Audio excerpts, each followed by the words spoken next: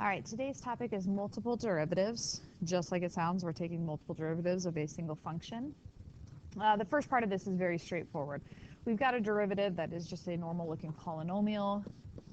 I take its first derivative as normal, so I use my power rule here. 5 times 5 is 25, subtract 1 from my exponent. 3 times 4 is negative 12, subtract 1 from my exponent.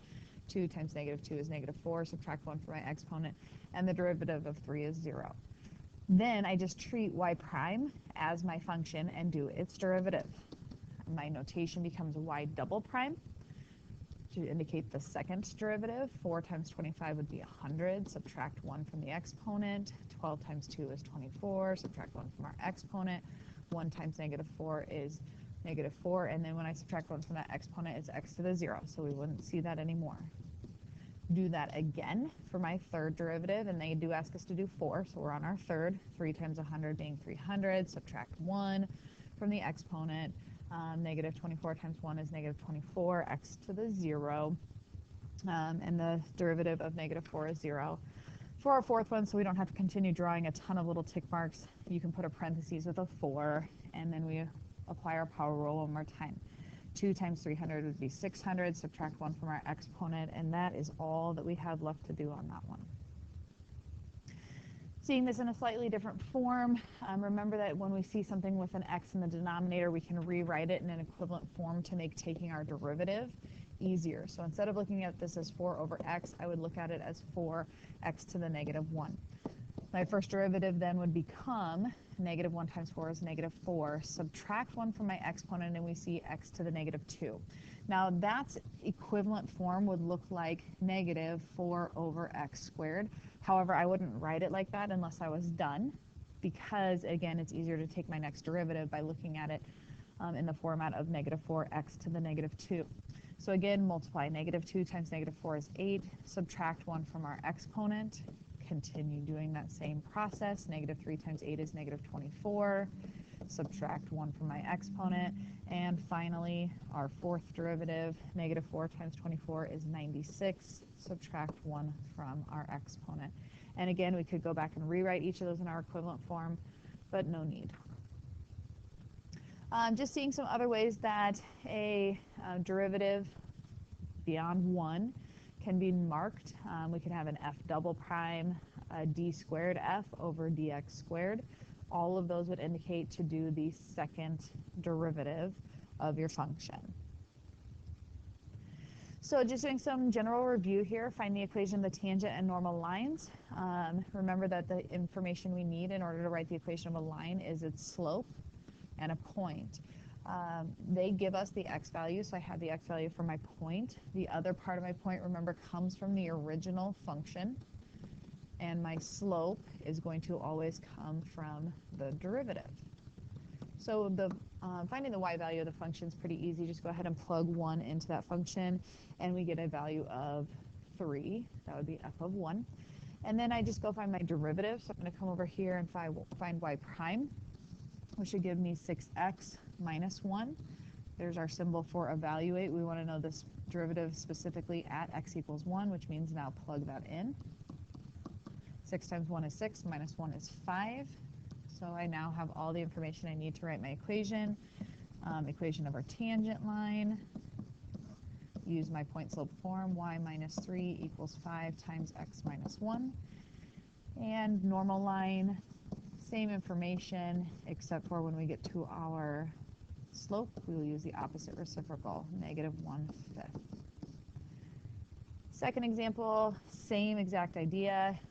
We need to find the slope from the derivative. We need to find the point. They give us the x value. So if I go over to my function and I plug in 0, I get 0 minus 1 over 0 plus 1, and that would all simplify down to negative 1. The derivative on this one is just a little bit more complex using our quotient rule. Bottom times the derivative of the top minus top times the derivative of the bottom all over the bottom squared. If I clean that up a little bit, first of all, notice when I take 1 times x plus 1, it's just going to be x plus 1. I'm going to distribute that negative over here, so minus x plus 1. X minus x would be gone.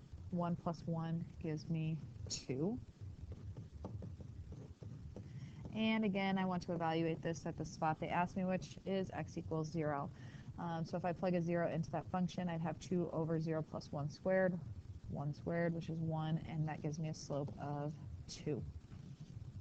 So then writing my tangent and normal lines, tangent line using the information we just found, y minus negative 1 equals our slope times x minus 0. That one looks a little weird because of the x minus 0, so I'd probably move this to slope-intercept form by distributing the 2 and solving for y by subtracting 1.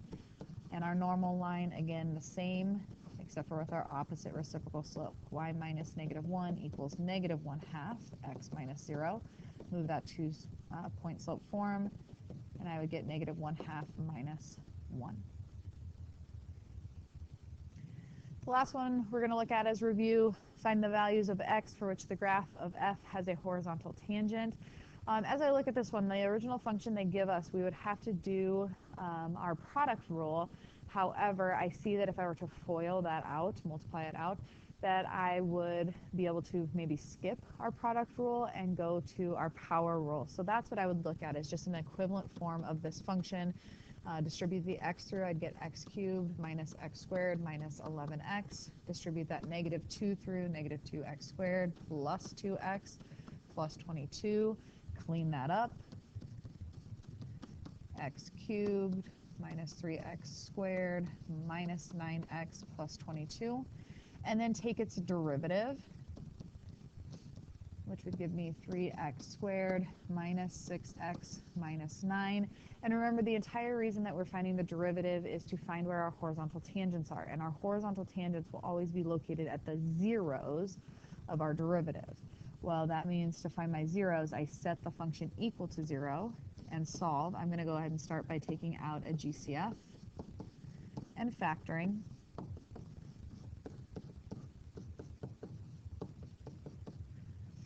Set everything that has an x equal to 0. And we can see that the location of the horizontal tangents would be at x equals 3 and x equals negative 1. Again, encouraging you guys to show your work, things they would look for, that we found the correct derivative, and that we showed setting it equal to 0, because that is showing that we know that the horizontal tangents are located at the zeros of the derivative. Your assignment tonight is on page 124, 33 through 41, and the next page, 125, 53 through 58.